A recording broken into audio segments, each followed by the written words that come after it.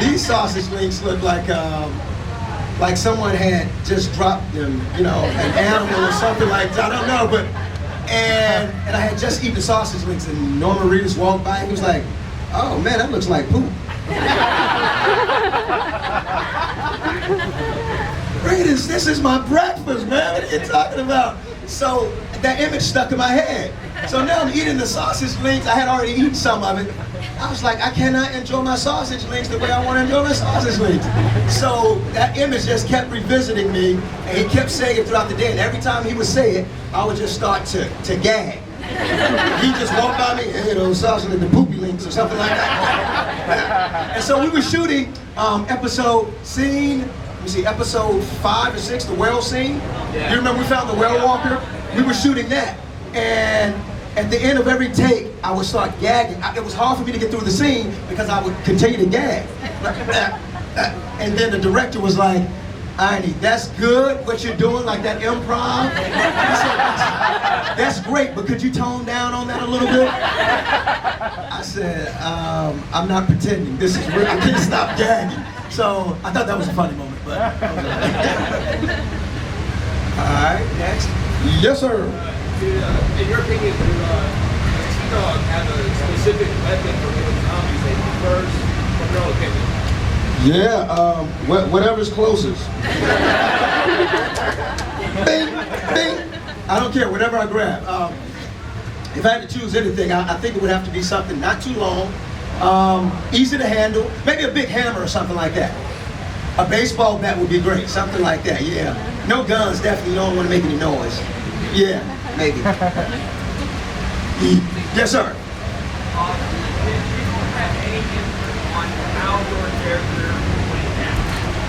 Did I have any influence over it? Yeah,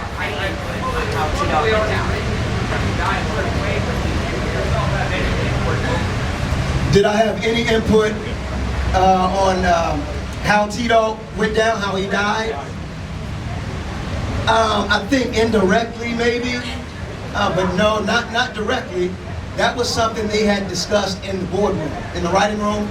But I think because over those 3 seasons, they'd gotten an idea of how I was as a person and who I was. And I think they were like, because one of the writers came to me, I had never met this one particular writer. And he came up to me, he was like, oh my God, I wish I had met you before I wrote this episode. He's the writer of the episode. He said, I wish I had met you before I wrote the episode. But I think that they kind of saw that type of individual in me. Like in a real life situation, they're like, Ernie would sacrifice his life. I don't think he's ready. What is going on? What did I tell you? Now, does that answer your question? He says everything's all right. But I think that's who I am as a person. Like, if I could die and make all of humanity better and take away all the pain and grief in the world, I would. Me too! Now the real fun begins.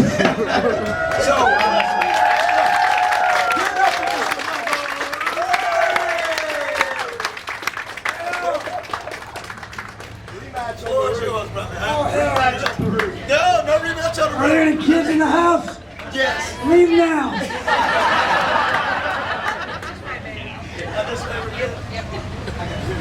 What's up? Love y'all. Thanks, man.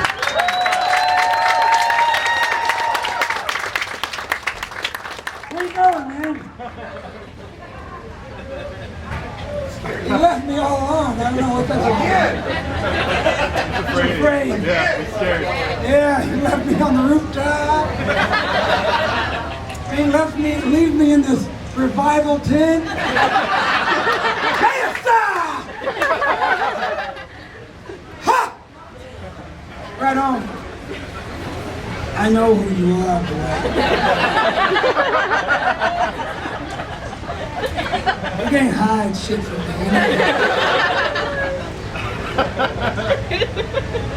Anyway, I hope he's gonna wear that to school. Tell me, y'all, what do you want to know? I'm here to answer questions. Any and all questions. Who's shy out there? Okay, come on, Shia. Give me that question. Yeah. Were you disappointed that you and Louder. didn't have any final scenes in season 3? Yeah. No. Go ahead. Do you ever eat chocolate covered pretzels anymore?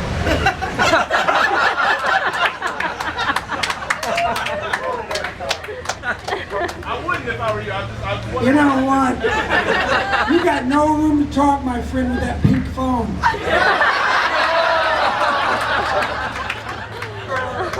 Next.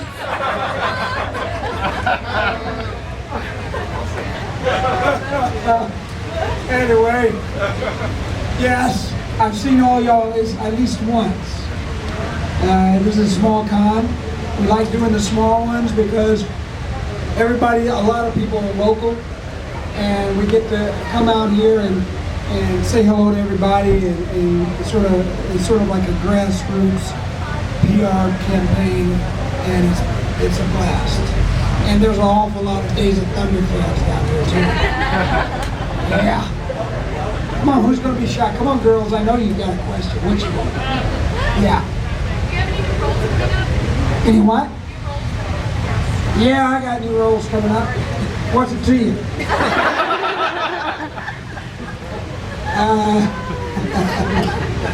You know how these things are. You can't talk about them until they give you the official go-ahead. And so I got very good with The Walking Dead, talking for an hour and a half and saying nothing.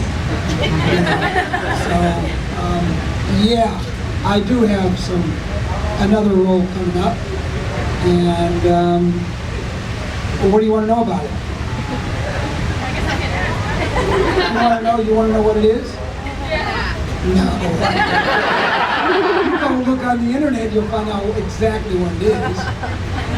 So they even have pictures and stuff like that.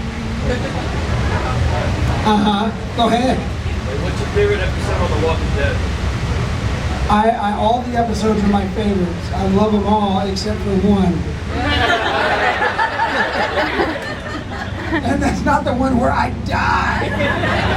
Oh no! Did somebody not know? Damn it! Spoiler alert! You didn't know? Because you ain't seen it yet. You're too young. You know what? You gotta take that mask off, otherwise you won't be able to see anything, bro.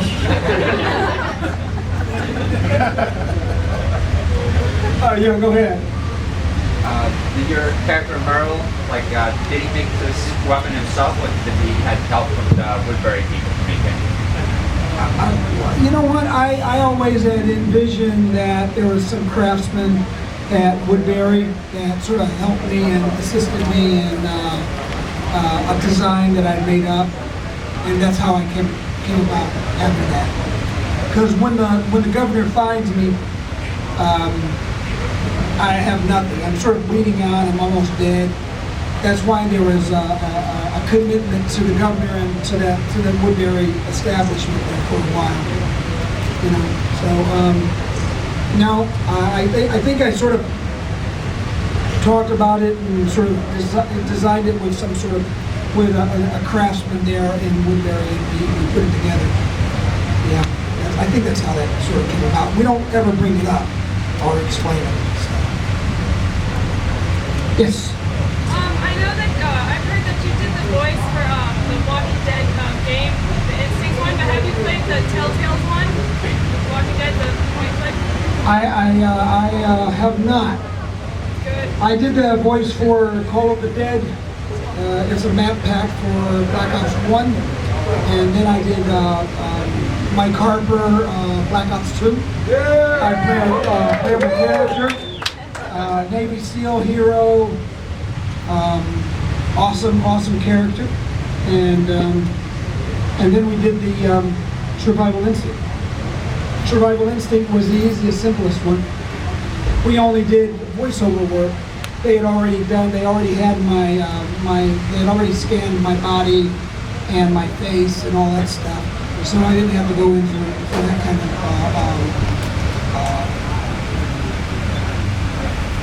thing. I had did that earlier on in in Black Ops 1 when we did Call of the Dead, and say, oh, they already had it on file.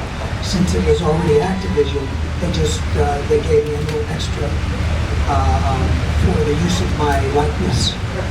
Yes, sir, in the back, in the red. Go ahead. How uncomfortable was the still barn work? It was very, very uncomfortable.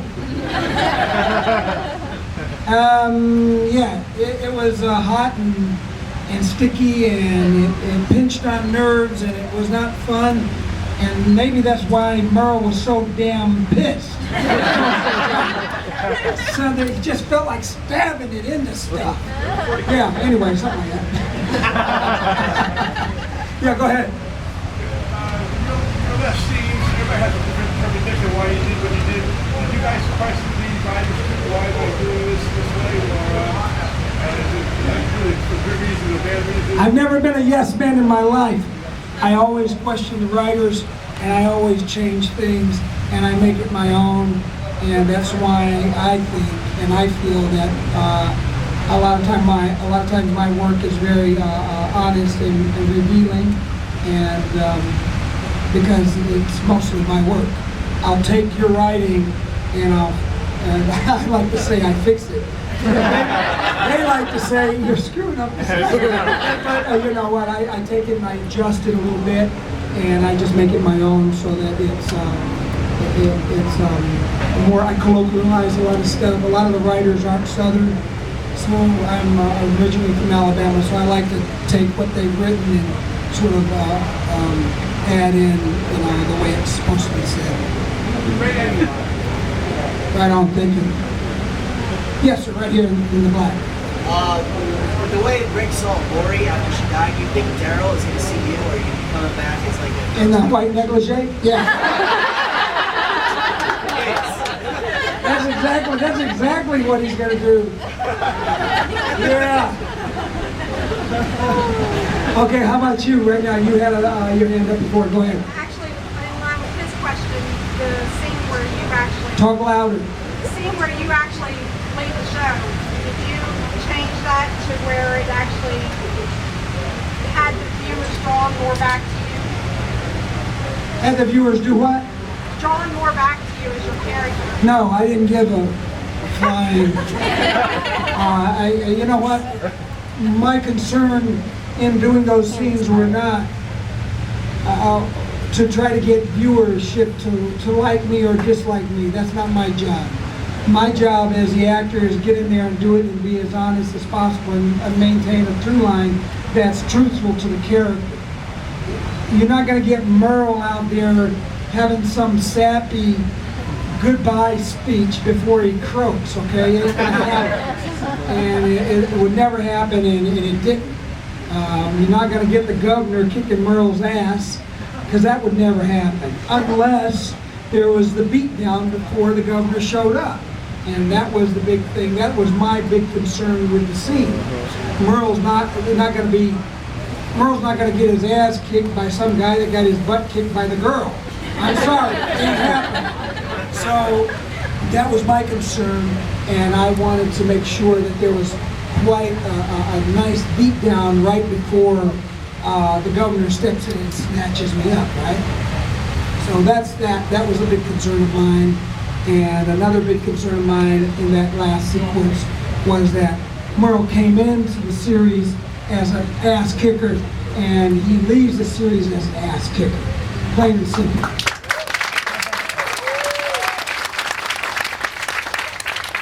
And no whiny speeches. Oh, I'm dying, man. I'm gonna die. I miss you so much, little brother. Anyway, hi. Next, go ahead. How about you? What was the hardest scene for you to play as Myrtle? What? What was the hardest scene for you to play as Myrtle? None of them. Next. Like, how did you approach acting in a scene? Like, did you have any kind of unique ways of doing your character that you added to yourself? Everything I do is unique in myself. And I have my own way of doing stuff. And every actor, if there are any actors in here, young actors, you're going to have to find your own way. And, you know, you can read all the books in the world you want, you can do all the training you want, but you're still going to have to find your own way of doing it. You got to find your own voice. If you're to make it more literal, if you're a singer, you can copy a lot of other people. You can cover a lot of their songs, but eventually, if you're going to ever make it, you're going to find your own voice, and you're going to have your own style and your own deal. So I have a feeling that over the years, all the films and stuff that I've done, I've developed a certain way of doing things. I'm not stuck in that way, don't get me wrong, but I have a certain way that I find where I make things as natural and as real as possible without really hurting people. So I've done a lot of physical combat scenes where we do a lot of fights and a lot of stuff like that.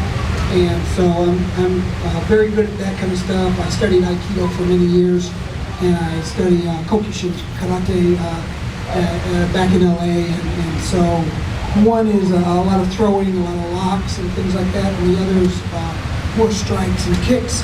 So the combining of the two, I get to every now and then, like for example, when I roll out of the car in the last sequence, that's me rolling out of the car, out of the moving car.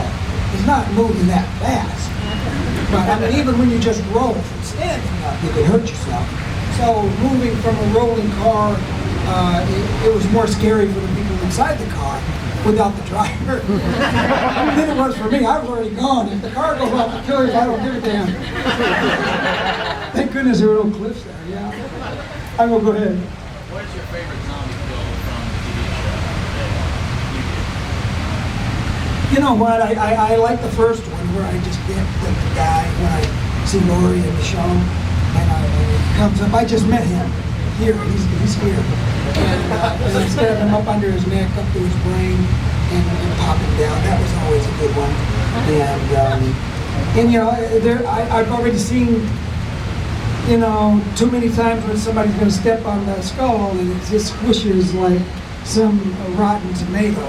You know, your brain, even though you're deteriorating, your skull doesn't deteriorate that much. So that's a little old to me. I didn't want to do anything like that. But you know, the kills are getting a little bit harder to not repeat. I mean, how many times can you kill? How many different ways can you kill a zombie, right? Okay, there's a lot of different ways to kill a zombie, but the only way is to kill the brain, right? So, how many ways can you do this without it becoming? Okay, I've seen that before. Okay, I've seen that before. You know, so you got to think of your own way, and maybe, you know, and that was my way. I wanted to stab him. They had me stabbing and bringing and the guy falling, and I said I wanted to stab and just bring him down, have it lodged in his skull, and then bring it down, and then so things like that are very acceptable for actors and writers and directors to all get together on the day, and you change that kind of stuff. You don't have to talk about that and discuss that in the boardroom or anything like that. So when you get out there on the day, you get an opportunity to change a lot of that kind of stuff. Go ahead, sir. On Days of Thunder, while you were filming that, did you have much of a chance to spend time on the set with Robert Paul? I did. I've already done 3 projects with Bob, yeah. And yeah, cool guy, very, very cool, and he wears his boots well.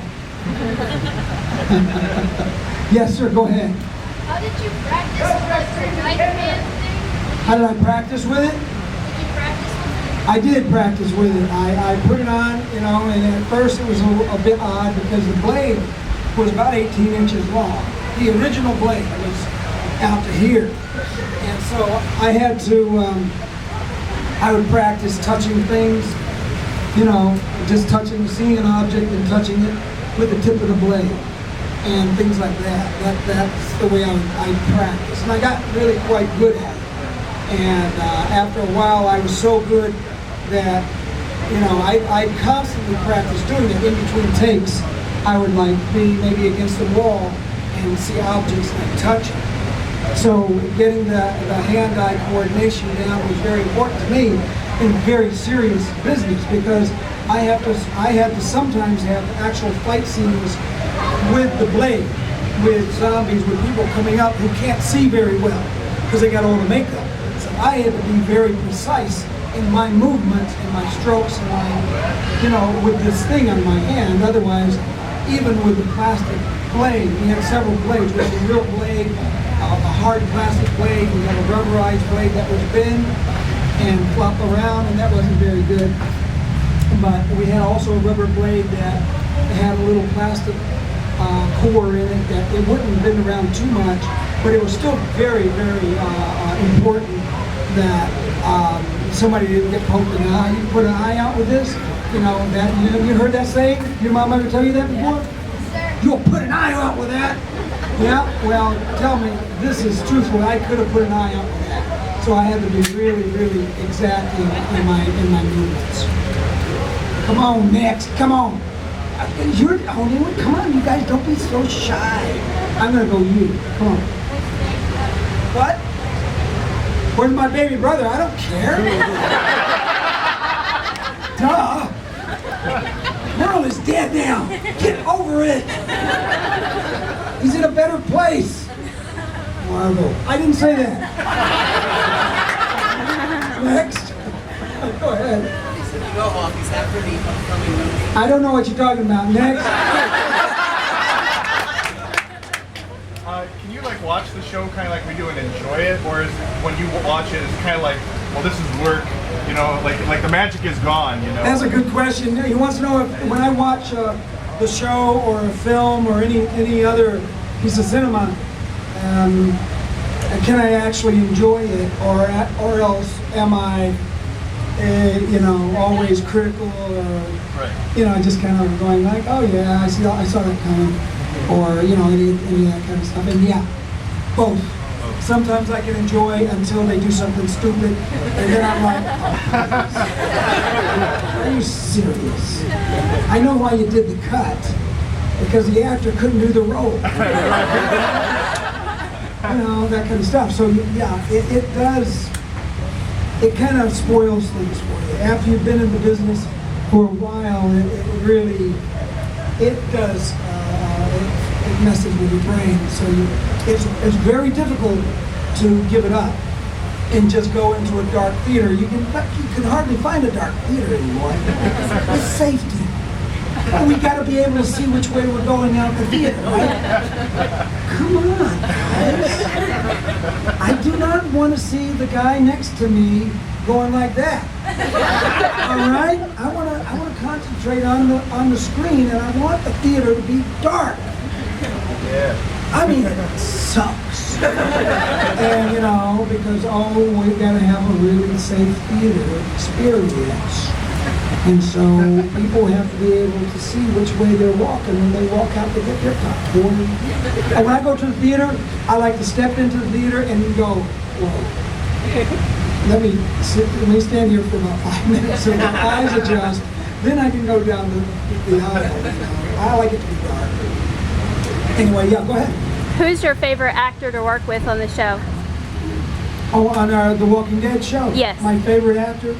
Since you're filming right now and videoing, I'm not going to say nothing to whether or not I like or dislike other actors. One's more favorite than the other. I can't play favoritism. Myrtle don't got no favorites. I don't think Myrtle liked any of them. To be perfectly honest. Yeah, maybe I like my brother sometimes, but when he points a stupid little crossbow in my face, I feel like sticking it up his sphincter. Other than that, I mean, I think Merle's main objective was, once he found out his brother was alive, was to get back with his brother, with his blood. And so that anyone and anything that got in the way of that became an enemy. So, but that being said, I just don't think I felt very much about any of those people. Yeah, go ahead. What was it like being in a part of a cast like JFK? Well, doing a movie like JFK with all the most amazing cast members in the world in it? I don't know. I'll answer that like an 8-year-old. Duh. It was absolutely amazing, of course. You know, we had just amazing, beautiful actors in that, and it was a great show to be in. Yes, sir, ma'am. I'm sorry. How many days does it take to shoot a typical episode, and how many hours do you work on an episode? We usually work about a 12-hour day, and they're usually boarded out for, I don't know, 10, 11 days. We do them in 8. So we work about 7, 8 days straight. We have weekends off, but episodes last. It takes about 8, 7, 8, 9 days to do it. And we work on that episode, and in the meantime, we get the next episode about halfway through. Let's start working on that in our minds, you know, learning lines and all that kind of stuff. Yes, sir. How do you like Myrtle Beach? How do I like Myrtle Beach? Yeah. And you know what? It's okay. I was out last night. I was out a little bit last night. It was cool. Not cool, but it was okay. Yeah. And I went to a club where people were being strip searched before they went inside. I was like, whoa. You gotta take their shoes off too? I mean, there could be a shake in the bottom of that sole of the shoe. I don't know why they were doing that. But yeah, it was interesting. Yes, sir. Rick and everybody else seems to need a shave in the show. Is that real beard everybody has, or is that makeup? No, it's all real hair, and everybody lets their, you know, they grow their own hair, and I don't think there are any fake beards on there. Everybody's got their own stuff. Everybody we have time to let it grow. You know, the problem with sometimes in this kind of show, you're not sure with the time frame, how much time has elapsed. So you don't know. Sometimes we actors are going like, was it a 2 or a 3? Let me shave. You know, you got these little electric razors with the little digits on them, so it's either a 2 or 3 or 4. So you know, we do the adjustments that way. Yeah, right behind you. Yes, sir. Did you enjoy working with James Gunn on the movie Slither? Why do you ask that? It looks like it would have been a fun movie to work on. It was a very fun movie. I'm not saying James Gunn was fun to work with. I'm not saying he wasn't fun to work with. I don't talk about James Gunn. No, I love working with Mr. Gunn. This is going to be edited, so all you hear is I don't talk about James Gunn. No, but actually, I love the guy. We've remained friends ever since Slither. That was our first movie together, and we did several projects after that. And he's in the UK right now, getting ready to film an awesome film called Guardians of the Galaxy. And any actor, and almost every actor in Hollywood wants to be in that thing, and I don't blame them. I'd like to be in it myself.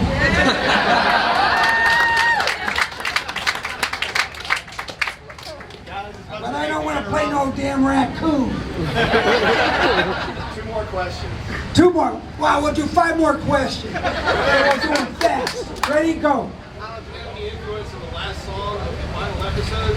Yes, I did. Next. How long did it take you? Go ahead, lady in the seat. Go ahead. How long did it take you to make it to become Myrtle the zombie? 2 hours. Next. Go ahead. The fight scene in the arena, Myrtle or Henry Portrait of a Serial Killer? Oh, Myrtle would kick Henry's ass. But Henry, you know, if Henry became friends with Myrtle, Henry'd probably stab Myrtle in the back. Yeah, it was a strange character that Henry did with this guy. Yes? What would be your weapon of choice for the zombie apocalypse? I had, my weapon of choice? You know, not Myrtle's? Michael Rooker's weapon of choice? It wouldn't be a knife hand, let me put it that way. Yes, ma'am, go ahead. Did you take little Myrtle home? I take little Myrtle wherever I go. Thank you.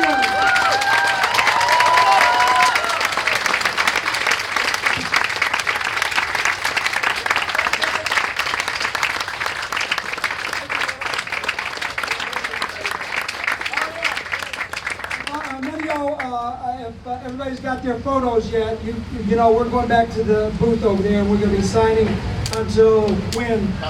7 o'clock tonight? Yeah. Wow. Okay.